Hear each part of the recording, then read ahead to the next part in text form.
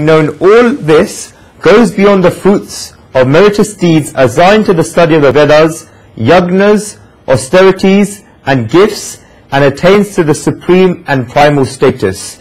Shri Krishna told Arjuna in the last verse in Mayank's class to be a yogin and be firm in yoga at all times, and he continues this in this verse about why Arjuna should become a yogi. This is because the state of a yogi is such a state where after knowing this secret and truth, the person who is a yogi goes beyond the fruits of punya, which are the opposite of sins, as stated in the Vedas, the fruits of performing yagnas, the fruits of performing tap, austerities, and the fruits of giving dan, donations.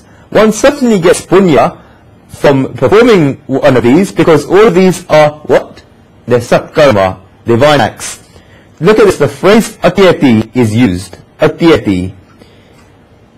Look at the beauty of the Sanskrit language, that before the word upyati was used, that can be split into upa, meaning near, and eti, to come, meaning to come near. Over here the word atyati is used, meaning that one has gone so far that he's overtaken at the front. Therefore the yogi goes beyond all of these fruits with certainty. The word ja is used, meaning and the word adyam means supreme and eternal. Therefore the yogi who has gone beyond all of these fruits attains to the supreme and primal status. Each and every one of the activities described in this verse are necessary. God certainly says that all of these are good. Study of the Vedas is a good thing. This is not a criticism of the Vedas, and it's not a criticism of satkarma, divine acts. I've already spoken about what yagna is, especially in chapters 3 and 4. It involves three things. Who remembers? Three things that a yagna involves.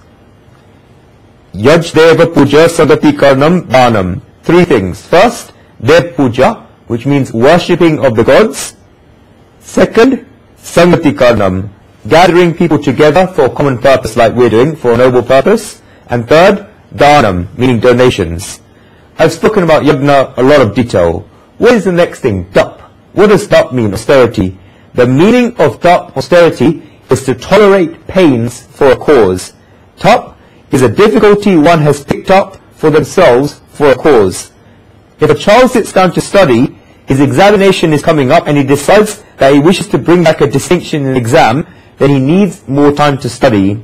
If he eats filling his stomach in the evening, then he feels like sleeping.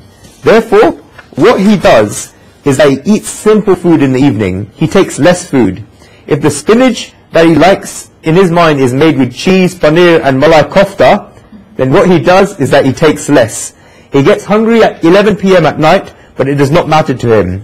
He is willing to tolerate this because if he can stay awake, then he can study, and if he studies, then he can attain the goal that he has set for himself, which is to attain a distinction in the examinations. Therefore, to tolerate difficulties for great and divine cause is tap, austerity.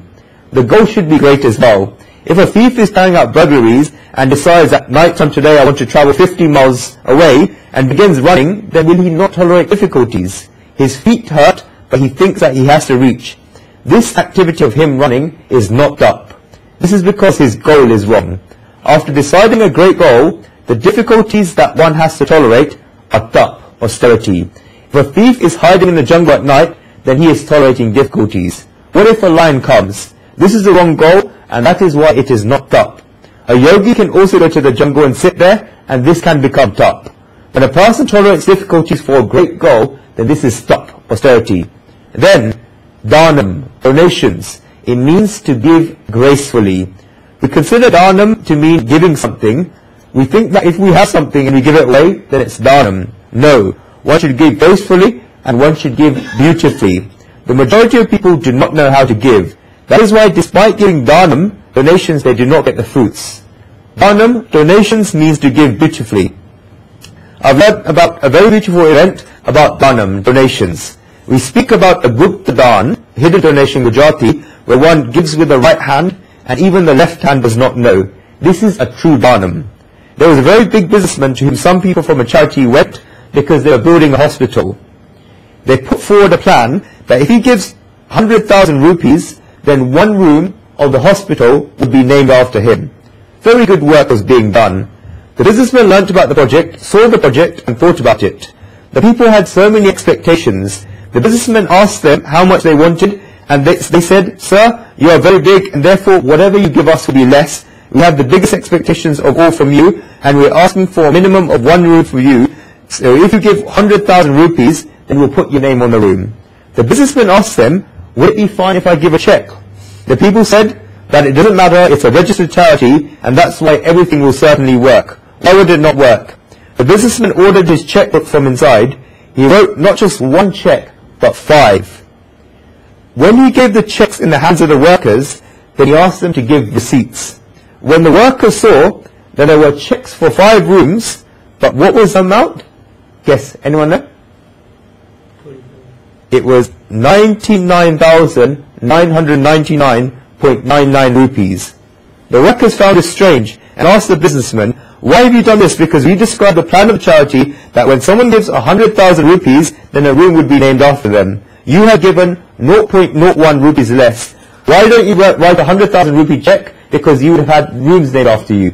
The businessman said, you stay loyal to your rules and I'll stay loyal to my principles. I wish to give donations for 5 rooms and your work is good, but I do not wish to have my name put anywhere, and that is why I have given a check. Think about it. This is Dhanam, donations. He's written 5 checks of 99,999 rupees .99.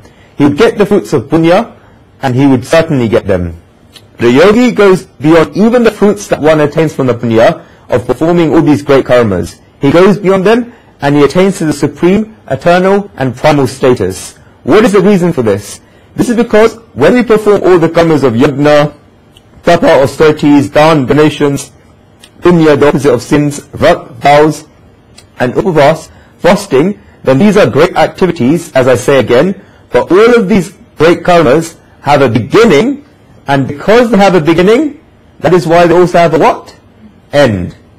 If something has a beginning, then it's going to get destroyed. Therefore, if satkarma, divine acts, have a beginning and an end, then the fruits that come from performing satkarma are also with a beginning and with an end. This is because the karmas themselves are perishable. If you perform a yajna for 1 day, for 9 days, or if you perform a Maharuddha yajna, the greatest yajna of all yajnas, for 40 days, then in the end the fruit will have to come. The yajna finishes. If a karma finishes, then it is natural that the fruit manifesting from that karma will also finish. This is because the karma itself is perishable, and therefore the fruit will also be perishable. The individual itself is a fragment of the imperishable Supreme Soul, and becomes stuck in such perishable fruits, and which is the ignorance of the individual soul. This is what a yogi understands after reaching the supreme level. He realizes that I am imperishable, I'm a fragment of the imperishable Satchidananda, existence, wisdom, bliss, that is the Supreme Soul. Then why am I becoming stuck in these perishable fruits? What is the means?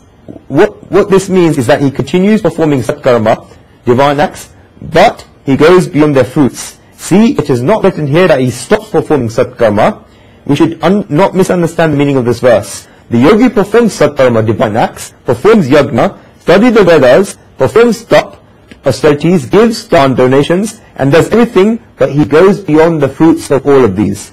He does not perform these expecting the fruits. This is because he has attained the supreme truth. When he gets this understanding, then he attains the supreme and primal status and becomes steady on the Supreme Soul. In Gujarati there is a saying that Hathi na pagma thara pag avijay. All feet can fit inside an elephant's foot. Once one has held on to the Supreme Soul in its true meaning, and with ananya bhakti, unswerving devotion as we saw earlier, then such a person gets everything in the material world. And what we do is that we run after objects and forget the Supreme Soul. A yogi in reality is a very intelligent person. I always say that in this world there is no one as intelligent as a dharmic person, and there is nobody as stupid as an adharmic person. Don't think I'm saying this because I'm in the field of dharma. In this world there is no one as intelligent as a dharmic person, and nobody as stupid as a dharmic person. This is because what a dharmic person does is that he holds on to the Supreme Soul. And one who has held on to the Supreme Soul gets everything he wants, including objects, whereas an adharmic person goes on to hold on to objects and forgets the Supreme Soul. Objects have never been anyone's and will never be anyone's. Therefore, objects do not come into the hands of adharmic people, and because they have not gone to hold on to the Supreme Soul is not attained by them. Is this not stupidity or what? It is stupidity, and that is why a dharmic person has such a moment at one time or the other that there is nobody who has supreme bliss like him, and a dharmic person will always remain in sorrow. This is because he has run after objects. While he does not get objects, then he has pain at that time, and when he gets objects, then he gets pleasure temporarily, but that object is not going to last forever. Therefore, two things happen. The first is that the object comes and then goes, in which case he gets sorrows. The second is that the object stays, in which case the person is going to go one day. While the object was not there, there was sorrow. When the object came and went away, then there was sorrow. And if the object does not go away, then that person who has an object is going to go one day, because his death will come one day, and then he will have the pain that I have collected all of these objects, yet I am going. But he has to go at one day or the other. And there is no fourth state apart from these three states. Either one does not have objects, in which case he gets sorrows. The objects may come, in which he still gets sorrows. The objects may go, in which case he still gets sorrows. And even if the objects do not go, then he still has sorrows, because he is going to go one day.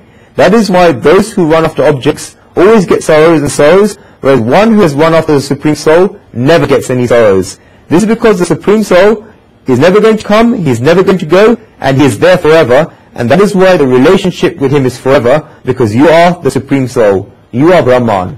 Hold on to him. From my studies, there was a description that there was an emperor and he had 100 queens. It happened during the medieval period of India. The emperor was very gallant, went to battle and won the battle, but he stayed away from his kingdom for a long period. He won the battle, and when he was coming back to his kingdom, he first sent a message that I am coming back having won. Ask each and every one of my queens what they want. The emperor was coming back after 8 months of the kingdom, and each of the 100 queens asked what they wanted. One queen asked for clothes, another one for jewelry, another asked for nice smelling perfumes, another asked for special things for the kingdom, etc. Each and every queen asked for one thing or the other. There was one queen who sent the message that, Emperor, greetings to you, I do not want anything. I am just waiting for you so that you come here. This is all she said. It is natural that the person had prepared a list of what all the queens asked for. The emperor ordered not just one set, but 2 sets of each item on that list. He gave each of the queens what they individually asked for, and he also put together a whole set of everything that all the queens had asked for, and he himself gave them to the queen who had just asked for him, saying that, Queen, I bought this for you, and I myself have come for you. One who has held on to the owner gets everything, and one who has held on to objects gets objects, and it is not as if they do not get the objects, because we still get objects. We run after objects, and therefore we get them, be they 2 or 5 years early or late, but we still get them. We do get them, but we forget to hold on to the owner. And one who runs after God, and who holds on to the Supreme Soul, gets everything. And that is why I'm saying that there cannot be anyone in the world as intelligent as a dharmic person. This is because he holds on to the Lord and the owner, so the objects come by themselves to him. And an adharmic person remains stuck with objects and forgets the Supreme Soul. He cannot attain objects and remains only a security guard of the objects. Look in this world that all the owners are not in reality owners, but security guards. If a person has a lot while there, then is that person the owner of wealth? No, he is guarding that wealth. While he lives, he guards that wealth. If a person has a lot of fame and gets a lot of letters of praise, then does he walk around with a letter of praises around his neck? No, he guards those letters of praise. He places them in his room so that he can show everyone that these are my letters of praise. He guards them. If something happens to one of them and he asks why somebody dropped them, has he not guarded them? He has guarded them. If a person is sitting on the seat of power, then in reality he is not a prince of power. In reality he is a person guarding that power. This is because nothing is sanatana, eternal, apart from God. That is why when a yogi has understood this truth, then he remains performing karmas that are punya, the opposite of sins, but he does not run after the fruits of punya, the opposite of sins, he goes beyond them. Ramanujacharya says, while defining the word atyati, that when the yogi attains this gnan, then there is so much bliss from this gnan, and once he realizes that relationship, then there is so much bliss in that relationship, that when the fruits of punya come, then they feel like grass to him. When one has attained something so great, then he takes no interest in these things. Etad vadana sukari rekana tat sarvam punavat manyante. We've come to the end of chapter 8. Let us pray to the Lord that, Lord, may we develop like this, so that we continue performing satkarma, and our attention does not remain on the fruits of satkarma.